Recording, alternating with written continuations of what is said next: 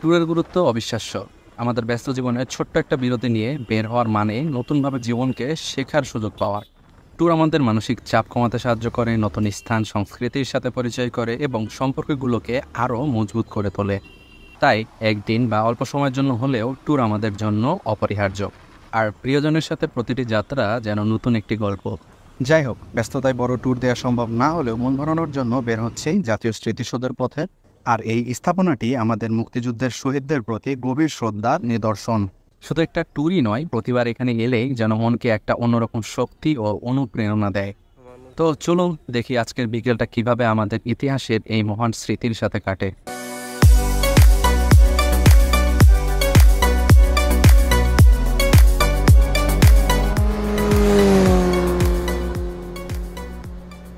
আজকের দিনটা বিশেষ করে ভিডিও করার জন্য ভালো, তবে ট্যুরের জন্য মোটেও ভালো নয়। প্রচণ্ড তাপ রোদের, আর তার উপরে যদি জ্যাম হয় তাহলে তো কোনো কথাই নাই। মজা না? বাইকের স্পিড 50-এর উপরে। ডান পাশের লেনে ছিল লোকাল বাস, বাম পাশ পুরোটা ফাঁকা। ভাবলাম যে বাম পাশ দিয়ে ওভারটেক করব, এবং বাসের স্পিডও ভালোই ছিল। ভাবছিলাম সে তার স্পিডে যাবে, আমি বাম দিক দিয়ে ওভারটেক করব, কিন্তু সে কি করলো, কোনো রকম সিগন্যাল ছাড়া, কোনো কথা ছাড়া দু একটা যাত্রী নেওয়ার জন্য হুট করে চাপ দিল। আমি তো ভাবছিলাম যে হয়তো কন্ট্রোল হারিয়ে ফেললাম, কিন্তু আল্লাহর রহমতে কন্ট্রোল করে ফেলেছি। আর এইরকম পরিস্থিতি তৈরি করে লোকাল বাসের কিছু মেন্টাল ড্রাইভারগুলা, আর যাদের জন্য অ্যাক্সিডেন্ট হয় আর দোষ হয় বাইকারদের। তখন বাইক বন্ধ হয়, বাইকের স্পিড সীমাবদ্ধতায় আসে, কত কি সব চাপানো হয় আমাদের উপর। আর একা তাদের সাথে বার্গেনিং করতে গেলে পড়তে হবে আরও নতুন বিপদে। তো যাই হোক, আমরা আমাদের কাঙ্ক্ষিত গন্তব্যে চলে এসেছি, কিন্তু ওই যে একটা কথা আছে, ছুটির দিনে ট্যুর নয় বরং ছুটি নিয়ে ট্যুরে যান। আশা করি এত এত মানুষ দেখে বিষয়টা বুঝতে পারছেন যে এত মানুষের মধ্যে ট্যুর দেওয়া কতটা আনন্দদায়ক হতে পারে বা কতটা বিরক্তিকর হতে পারে। জাতীয় স্মৃতিসৌধ 1978 সালে 16 ডিসেম্বরে নির্মাণ কাজ শুরু হয় এবং 1982 সালে সম্পন্ন হয়।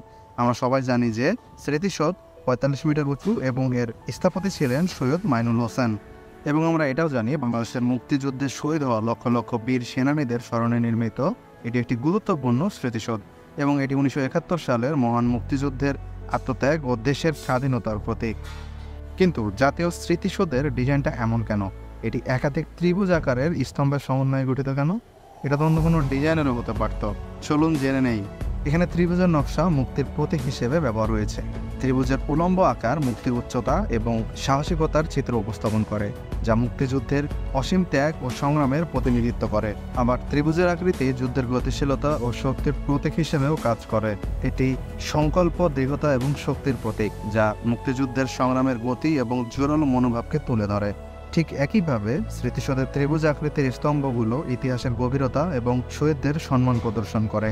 প্রতিটি স্তম্ভ মুক্তিযুদ্ধের আত্মত্যাগকারী শহীদদের সম্মানে গঠিত এবং তাদের স্মৃতিতে চিরকাল জীবন্ত রাখার প্রতিশ্রুতি। অথচ দেখতেই পাচ্ছেন, কিছু মানুষ সেই স্থাপনার উপরে উঠে ছবি তুলতে গিয়ে জাতির ত্যাগকে অসম্মান করছে। আমি মনে করি, একজন বাঙালি হিসেবে আমাদের গৌরবময় ইতিহাসকে অবমাননা করার চেয়ে লজ্জার আর কিছুই হতে পারে না। স্মৃতিসৌধের কর্তৃপক্ষ তাদের আবার সরিয়ে দিচ্ছে ঠিক এমনভাবে যেমনটা গরু ছাগল চড়ানোর সময় হয় আর কি। যাই হোক, এটা তো আর গরু চড়ানোর মাঠ না, এটা স্মৃতিসৌধ। ইতিহাসের সম্মান রাখতে হলে আমাদের আচরণও সম্মানের হওয়া উচিত।